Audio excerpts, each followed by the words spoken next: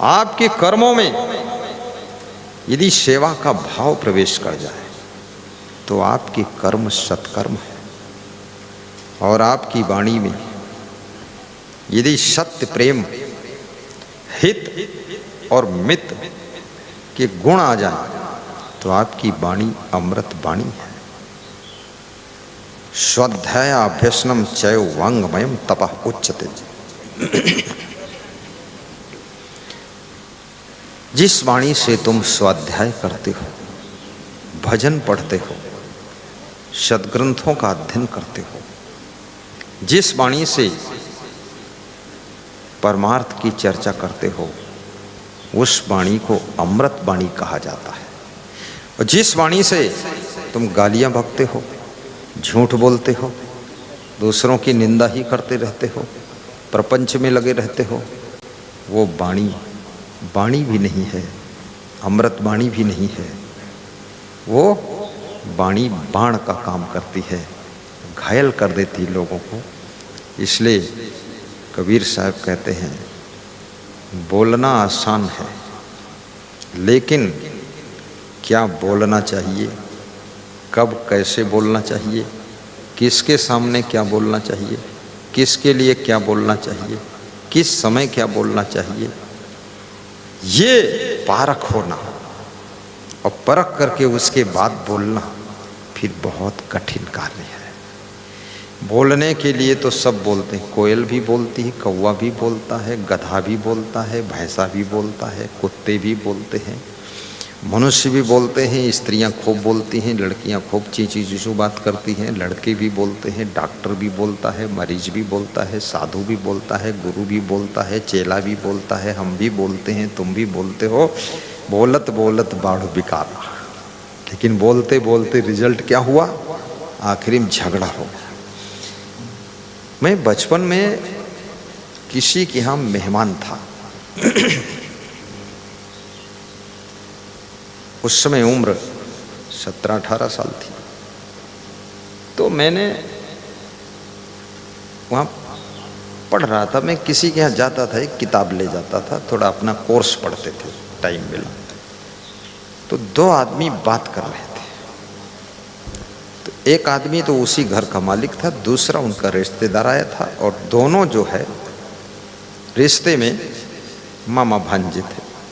बात करते करते करते करते शाम को शुरू किया बात 9 बजे से, और सुबह के 5 बज गए, बात चलती रही उनकी, दुनिया भर की बातें। अब उनकी बात में मेरी तो पढ़ाई डिस्टर्ब हुई, दूसरे मुझे बुरा भी लगता था, तीसरे बातें सब फालतू थी, चौथे कह भी नहीं सकते थे क्योंकि हम छोटे थे, सुनता कौन। बोलते तुम कब से काबिल हो गए, तो उनको तारीख नहीं बता पाते, काबिल कब से हुई। उनको हम पूछते तुम मूर्ख कब से बने, तो वो फिर और नाराज हो जाते। तो आखिरी में बात करते करते 5 बजे मामा भांजे में लड़ाई हो गई। और लड़ाई यहाँ तक बढ़ गई कि दोनों खड़े हो गए और कमरे से बाहर निकल गए और हाथापाई का टाइम आ गया। तो मैं भी निकला बाहर, हमने कहा मारपीट होने जा रही है, बचाओ भाई इनको। तो हमने कहा क्षमा करना, गलती चाहे जिसकी हो, पर हम क्षमा मांग लेते हैं, बस इतनी रखो। तो उस समय तो उतना ज्ञान नहीं था मुझे, पर आज जो कबीर साहब कहते हैं, ये शब्द उस समय मैं पढ़ा भी नहीं था, पर ये वहां पर लागू होता है कि बोलत बोलत बाढ़ बिकारा। बोलते बोलते विकार बढ़ गए। विकार क्या होता है? विकार किसे कहते हैं? विकार कौन है? विकार और विचार। विकार बढ़ा, विकार यानी काम, क्रोध, लोभ, मोह, ईर्ष्या, द्वेष, क्रोध, ये सब विकार है। तो बोलते बोलते मामा भांजे के मन में क्रोध का विकार आ गया। तो क्रोध आया तो दोनों एक दूसरे से लड़ने के लिए खड़े हो गए, क्योंकि भांजा भी इंग्लिश पढ़ा था और इंग्लिश बियर बोलता था, और जो उनका मामा था वो इंग्लिश भी नहीं पढ़ा था, इंग्लिश बियर नहीं बोलता था, लेकिन कुतर्की बहुत था, बात सब काट देता था।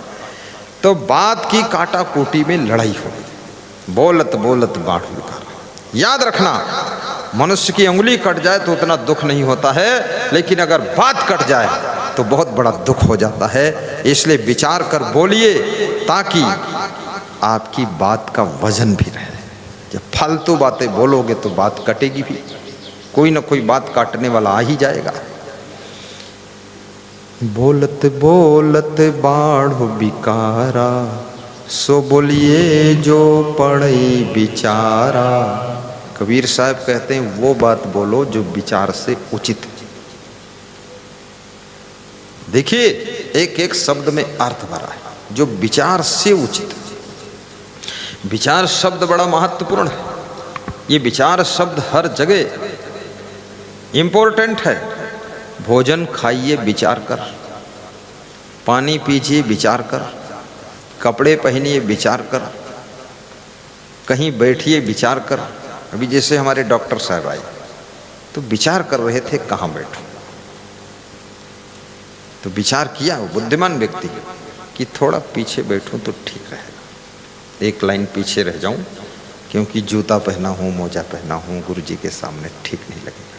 परंतु हमने सोचा, हम भी विचार किए कि डॉक्टर है, इम्पोर्टेंट श्रोता है, तो हमने विचार किया जाने दो जूता भाड़ में और तुम बैठो मत आड़ में, आगे आ जाओ, पहने रहो जूता। तो मैं आगे बिठा दिया, क्योंकि कोई भी योग्य व्यक्ति हो उसको यथास्थान बिठाना भी एक विचार है। कौन किस स्थान पर बैठना चाहिए ये भी विचार कीजिए।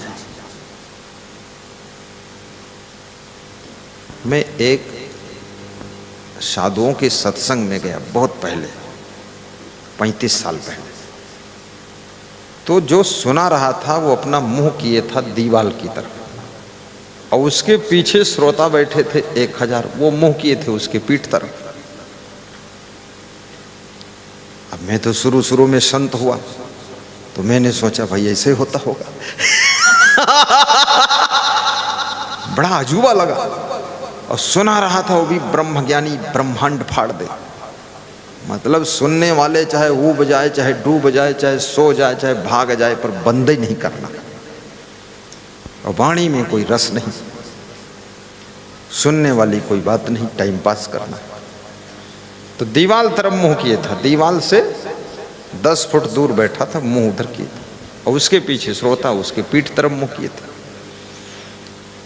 तो मेरे से किसी ने कहा आप सुनाओ, तो हमने कहा हमारी इच्छा ही नहीं है, क्योंकि मूर्खों की सभा में बोलना ठीक नहीं। बोले मूर्खों की सभा कौन? तो हमने कहा ये बात दोहराना भी ठीक नहीं, सब नाराज हो जाएंगे। तो हमने कहा मैं मैनेजमेंट कर सकता हूं पर प्रवचन नहीं करूंगा, क्योंकि करना आता भी नहीं हमको अभी। मैंने कहा थोड़ी देर प्रवचन रोकिए। उस वक्ता से हमने कहा तुम उठो, दीवाल के पास बैठो, तो सब साधु इधर आ जाओ, उधर श्रोता जो बैठे उनकी तरफ मुंह करो। तो श्रोता खुश हो गए कि अरे हाँ ये साहब की जरूरत थी, सुधार दिया। विचार करके बैठो, विचार कर बोलो, विचार कर चलो, विचार पूर्वक गाड़ी चलाओ। 2 प्रकार के विचार होते हैं, पॉजिटिव एंड नेगेटिव, नकारात्मक और सकारात्मक। सकारात्मक विचार, लोग कहते हैं सकारात्मक सोचो, नकारात्मक सोचो ही बात, पर मैं कहता हूं नकारात्मक सोचो, सकारात्मक भी सोचो। नेगेटिव एंड पॉजिटिव दोनों प्रकार की थिंकिंग आपकी होनी चाहिए। अभी मैं यहाँ पर आया तो संतों से मैंने कहा कि पैदल चलूं कि गाड़ी से चलूं। तो एक संत बोला पैदल भी चल सकते हो और गाड़ी से चल सकते हो। दूसरा संत बोला पैदल ही चल दो, पास में है। तीसरा बोला कीचड़ है, गाड़ी में बैठ लो। चौथा बोला गाड़ी से चलो, आपको क्या मतलब वहाँ कीचड़ पीचड़ में कोई भैंस पूंछ मार दे, छिप जाओ, गांव का मामला है। तो मैं गाड़ी से आया। गाड़ी ये 2 ट्रकों के बीच में घुसाया हमारे ड्राइवर ने। तो एक कर्मचारी ने मना किया, नहीं घुसेगी, रुक जाओ। दूसरा हमारा कर्मचारी बोला घुस जाएगी, ले आओ।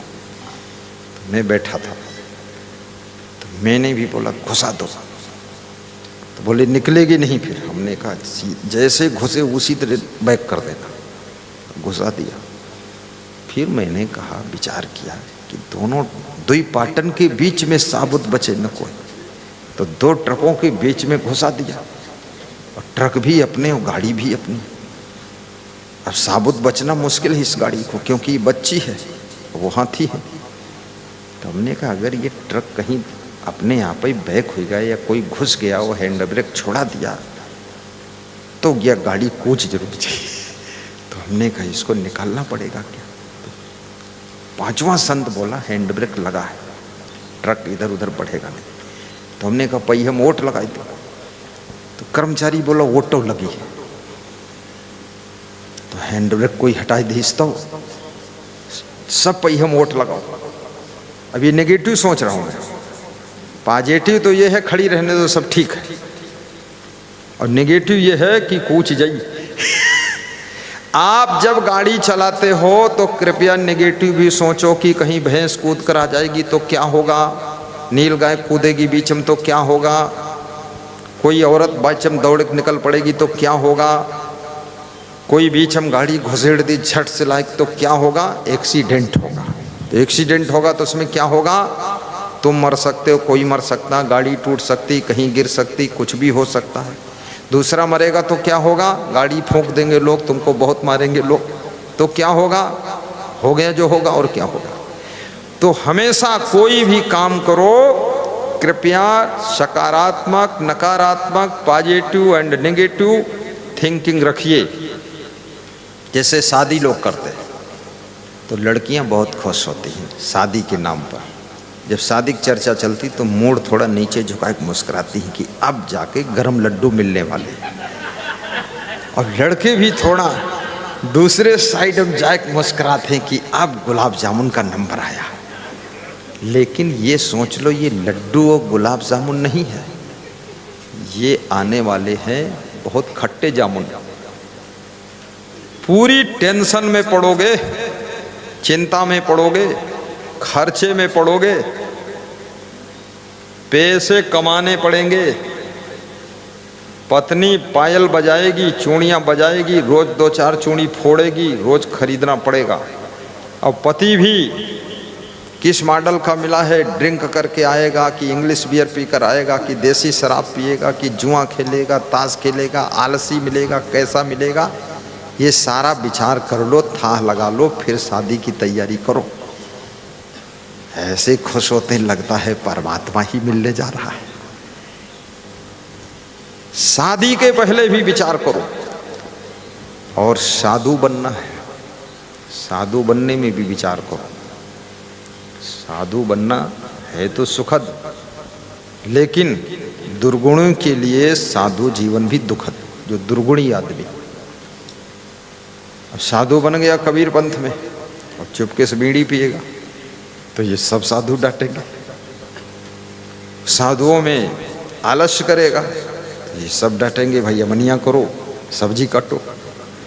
सोता रहेगा देर तक, बंधन में नहीं पहुंचेगा, सब उसको डांटेंगे कि बंधन में क्यों नहीं आते।